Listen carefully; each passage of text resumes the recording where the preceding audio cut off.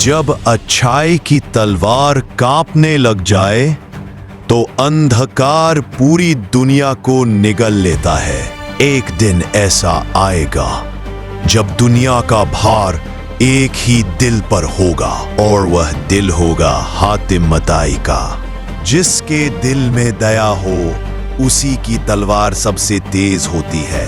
पर अब उसके लिए वह घड़ी आ चुकी थी जहां उसकी सबसे बड़ी परीक्षा होने वाली थी। 1200 ईसा पूर्व यमन राज्य। फरियादियों को हमारे सामने पेश किया जाए। राजकुमार, मेरी बेटी मरने वाली है।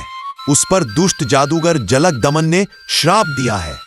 उसे बचाने वाला केवल एक व्यक्ति है और वह आप है। कौन है ये जादूगर जलक दमन और ये कहाँ रहता है?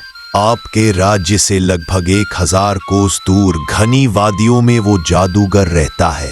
उस तक पहुंचने के लिए कई चुनौतियों का सामना करना पड़ेगा, जिसमें जान भी जा सकती है। मैं प्रतिज्ञा करता हूँ, जब तक आपकी बेटी को मुक्त न कर दूं, तब तक मेरी यात्रा समाप्त नहीं होगी। उसे बचाने के लिए आपको 7 प्रश्नों के उत्तर ढूंढने होंगे। 7 ऐसी जगहों से जहां अब तक कोई वापस नहीं लौटा। मैं हर चुनौती का सामना करूंगा। मेरा सफर आज से ही शुरू होगा।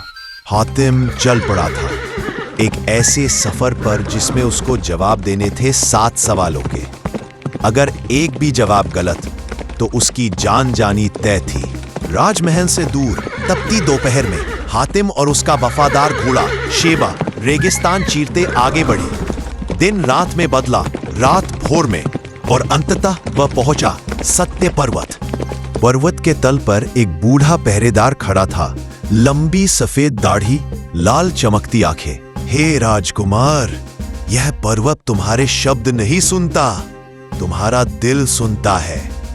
अगर जरा सा भी छल हुआ तो तुम हमेशा के लिए पत्थर बन जाओगे। मैं तुम्हारी परीक्षा लूंगा। सवाल का जवाब सत्य से दोगे या पत्थर बनोगे? मैं आपके प्रश्न का उत्तर पूरे मन से तथा पूरी सत्यता से दूंगा। आप प्रश्न करिए। क्या तुमने कभी किसी से ईर्ष्या की है? हाँ, कभी कभी करता हूँ, पर तुरंत अपने मन को समझाता हूँ कि ईर्ष्या नहीं, प्रेरणा आवश्यक है। सही जवाब दिया तुमने। एक मनुष्य का ईर्ष्या करना स्वाभाविक है, किंतु उसे स्वीकार करना कठिन।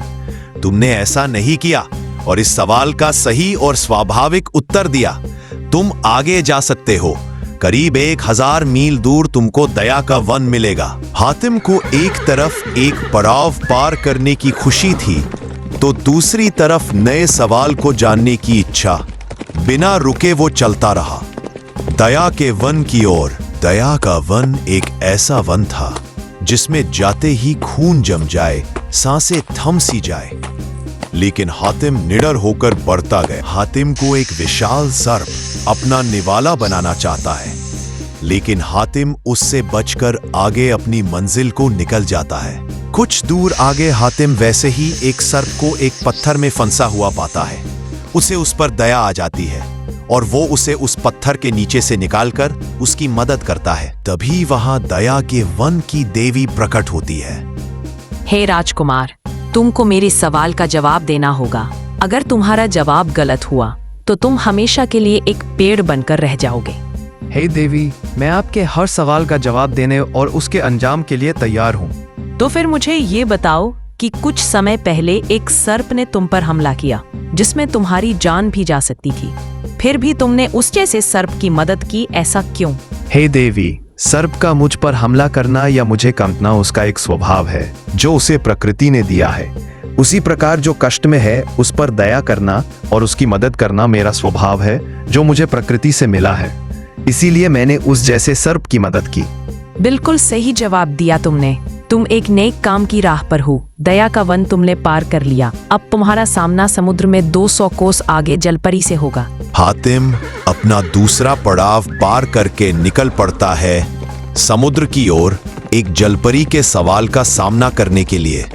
अपने घोड़े सेबा को उसका इंतजार करने को बोलकर हातिम ने जलपरी तक पहुंचने के लिए एक नाव का सहारा लिया। बीच समुद्र में हातिम की नाव लहरों के साथ बह रही थी कि तभी अचानक, हे नाविक, कौन हो तुम और यहाँ क्यों भटक रहे हो? मेरा नाम हातिम है। मैं यमन राज्य का राजकुमार हूँ। मैं यहाँ एक लड़की को एक दुष्ट जादूगर जलक दमन के श्राप से मुक्त करने के लिए आया हूँ। तुम तो एक नेक दिल इंसान हो। क्या तुम मेरे एक सवाल का जवाब दोगे? लेकिन अगर तुम्हारा उत्तर गलत हुआ तो तुम हमेशा के लिए इस समुद्र के आगोश में खो जाओगे। हे जलपरी, आप मुझसे सवाल पूछिए, मैं जवाब के लिए तैयार हूँ। तो नाविक बताओ, समुद्र से गहरा क्या है? समुद्र से गहरा मन है और उससे गहरी उसकी सोच, जिसकी गहराई कोई नहीं माप सकता। सही जवाब दिया तुमने नाविक। समुद्र से गहरा मन और उससे भी गहरी उसकी सोच।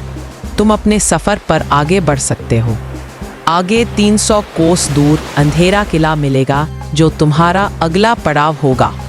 अब हातिम का लक्ष्य था उसका अगला पड़ाव, जो कि था अंधकार का किला। उसे यह सफर समय रहते पूरा करना था।